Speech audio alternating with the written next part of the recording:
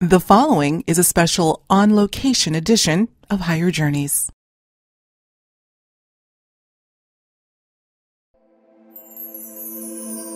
Within the spectrum of alternative research, there has long existed a distinct separation between the fields of the ET UFO phenomenon and the paranormal.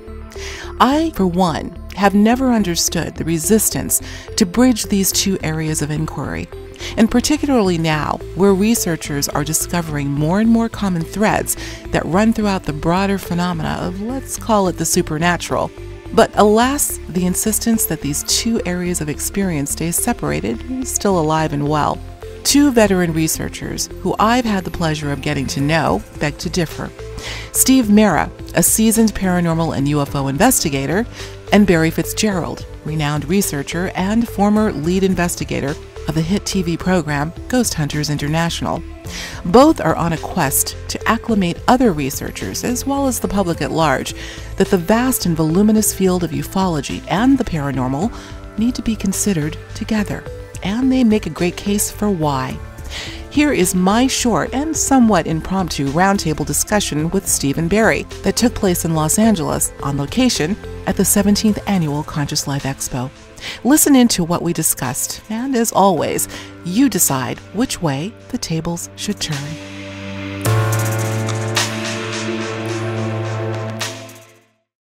Well, hello there, journeyers. How are you doing out there? We're here live, as you can probably hear live music in the background, here at the 17th Annual Conscious Life Expo. And I got to tell you, it's been a frenetic pace. I've been running with these guys here. We decided to do a 15-minute impromptu talk, so that's exactly what you're going to get, and we'll call it a teaser because we know that there'll be so much more that we'll want to hear from Steve Mera and Barry Fitzgerald. So glad to have you both here from across the pond. Yeah. Well, more than across the pond and across the country. We have been talking for, what, about 3 days straight? Yeah. Straight, going back and forth. I mean, as you know, there's so much rich material to discuss when it comes to this broad field we call ufology. But we have specifically been talking about this sort of schism, I would call it, between the field of ufology, those that are both the people that are interested in it, lay people as well as researchers, and the paranormal, and how they're viewed as very distinct, disparate fields. And we agree that that needs to go away. Why? Well, I think for a first start, I think it's divided the subjects of interest and research. What we tend to find is that we have ufologists that don't step into the paranormal field, we have the paranormal guys that don't step into the ufological field. But when we're studying ufology as a whole, and I mean as a whole, what we start to see unfold is paranormal, supernatural, metaphysical, all these wonderful aspects of ufology which are in there. What our main concern is the fact is that there's a lot of people that are bringing forward information about UFO cases, and I'm listening, I'm thinking, it's voiding something, it's voiding the paranormal here. Where is that data? What I found out is that they're pushing forward the UFO information. When it comes to the paranormal aspects of it, and there are paranormal aspects of it, it's being pushed behind. And I think, well, you're not giving us a full picture here. You're only focusing on the elements.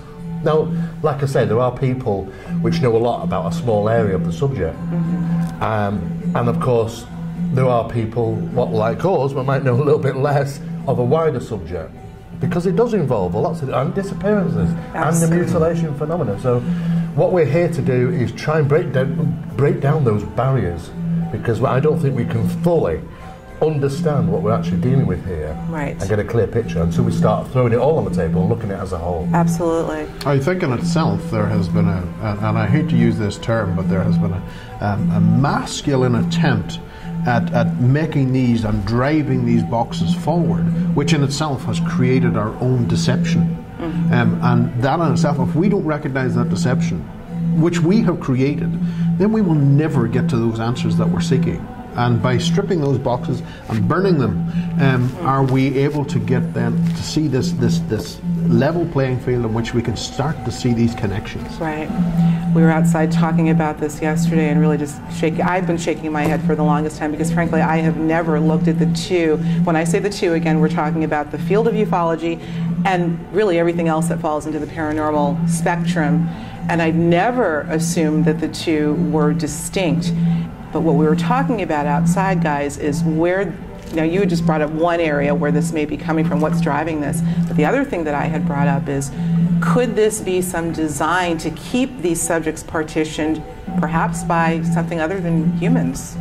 Well, it could be. It could always be that point. I mean, for those that are involved in the subject, what we find is when we do kind of a draw page on either side here, we have paralysis cases, bedroom visitations, should we say, where people are paralysed during those experiences in the field of the paranormal, be it a dark shadow at the bottom of the bed or an apparition of some sort. We had exactly the same on the opposite side of the page in ufology. People claiming that they've seen small figures, beings in the bedrooms, and suffering from paralysis. One of the same thing, actually no difference. We talk about other aspects in ufology where we find the apportations, strange things that disappear and reappear during poltergeist type cases. Well, you know, some of these incidents, when these apports appear back after a duration of time, we always wanted to question, is it the actual item? Is it the same item? It disappeared. It might look like it might feel like it, weighs like it. But is it? And in fact, it's not exactly the same. Through analysis, we see there's been a dithermic reaction. And I thought to myself, I've heard of this reference before, dithermic reactions. Where have I heard this?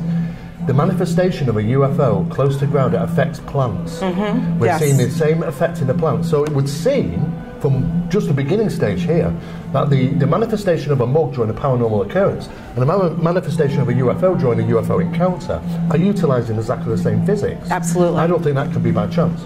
I'd like to add one to that. I mean, what we're talking about as we're all researching this is drawing a common thread throughout all phenomena. And I can give you one, as you all know, as you both know, I lectured in Australia last month where I was trying to make the case that not just abduction, well, not abduction, but contact may be more of a mass phenomenon than we know. And so one of the examples that I used are people that have out-of-body experiences, the classic OBE. One of the most common, by the way, paranormal phenomena known to man. I know in the United States, roughly 50 million or more report spontaneous out-of-body experiences. But what I thought so interesting and very curious is that one of the features of an OBE, not in all cases, but certainly in many, is this sensation of a vibration just prior to whatever it is leaving the physical, the corporeal form.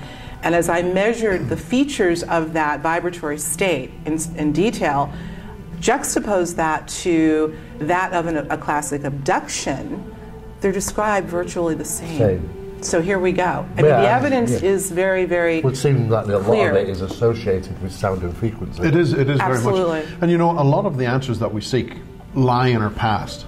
So we've got messages from our ancestors that are written, that are etched in the walls of our passage chambers and everything else, that try to teach us what they were experiencing.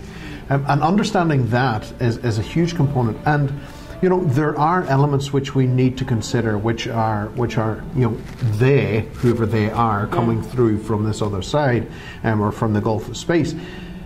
And you've also got us, because now we live in a modern society. We've got exceptionally advanced technology, that it's being there's a fog in between them and us. And it's very, very hard to discern what that is. Absolutely. Steve and I have been working on this particular mapping system, which is helping us break that apart, so that we can now start to see areas where the ancestors were talking about, and there are patterns evolving in which we can start to see where they were coming through and why and when. That was a big thing. We're also starting to understand now particular components within these craft that help that levitation process occur, and the thermic reactions that occur within those, and we also understand as well that when these craft land and they become cold, that the weight can multiply up to 700 times. David Adair was speaking about this morning. The craft was landing on railway tracks because the railway tracks can support the weight. And those are things that we need to consider. And it's interesting to note that those particular components that we find within the engines of these particular things, we find in our rocks. We find in rock, in our natural rock. Now, when we cross that over to David Pauldys and look at the work that he's been doing, a lot of people are disappearing within rock formations. Absolutely. We see UFOs that fly into rocks, into the side of mountains. What's happening there? Now we're starting to break that apart because we have taken those boxes and went, boom. You mentioned David Paulides, and of course, Missing 411. He's done some stellar work on the very, very perplexing cases of, I don't know how many thousands at this point, of missing individuals under very strange circumstances. I've noticed in the last, I'd say, less than a year, he has been very, very careful not to at least fully cross that line with the work that he's doing, which is really more police work and ufology, until recently. I wonder if he's starting to see the nexus between the two. I think he does, and you know, I can totally understand where David's coming from. You know, he's trying to remain focused on what he's doing, right, and without having the outer influences. But he's relented a little bit, so maybe he's starting to get some evidence. I still think he wants to be quite careful because he wants to be taken seriously, and that's the other thing. We've got to get rid of the woo-woo factor, even in the strictest. The two of you are the most ardent, brilliant, intelligent, scientific researchers I've ever seen in this field. I really mean that. I admire you so much. And still, with all the meticulous work you do, there's still a bullseye on your collective you-know-whats. Oh, absolutely. Yeah. We've got to be able to get over that. Again, I think there's so many factors as to the why there's been this, this silo, if you will, between the paranormal ufology and other things. But we've got to look at the common threads and just, I don't know, start to piece it all together. I absolutely agree, yeah. I mean, what we don't want is just to add another stone to the mountain we've got. And that's what ufology has been for the last 40 years, to be honest with you. It's another video, it's another photograph, it's another somebody who claims they've had an experience. But to be honest with you, we're learning more about how people are affected from their experience. But we're not learning about where this phenomenon is originating from. Where it's originating from. How's it getting in here, for a start? I mean, you know, statistical surveys show a UFO seen every 8 seconds. Now that's a lot of UFOs. And that'll be a lot of massive travelling around backwards and forwards from Earth. They make a lot of noise. And of course these SETI researchers have said it's very quiet in space. And we were pondering the question, how come now we're actually starting to see that? Well, they're not simply traversing mostly from A and B, they seem to be disappearing and reappearing. Absolutely. Well, that's what, and you have been a staunch, you've been very outspoken in terms of what are we really looking at here? Are we looking at a trajectory that's happening linear in terms of space, traveling through space, or is this happening interdimensionally? I think it's our physics that are thinking of that. Exactly. I think it's the way we would think, to travel from point A to B. I think they've just got a better way of doing it. Right. What just happened in Manchester? There was a little news report that came out, and I think you were kind of leading the charge on getting the word out about, it was the Manchester area in the UK, about 2 things that happened. Both a triangular craft was seen by lots of people, and some very loud bangs. Tell us about that real quick. Well, it's not the first time that's happened. That's happened on numerous occasions. It happened roughly about 12 months ago, funny enough. In the same location, there were some very strange loud bangs and sightings of this triangular craft. Now, this is, assumably, it's an equilateral triangle, as people witnessed, a light in each apex. And what's happening is that it's just traversing over the skies of Manchester, causing numerous people to witness it and report this. But it tends to be followed by loud bangs. Now, we don't know if that bang is associated directly with this incident, but it's coincidental. And we're kind of figuring out, I wonder if the loud bangs is somehow some type of sonic boom, because it seems to be being recognised as a similar event. In fact, even emergency services have been called to certain locations because they've heard it, and they've actually set off on location waiting for calls on the way to say where an explosion's happened.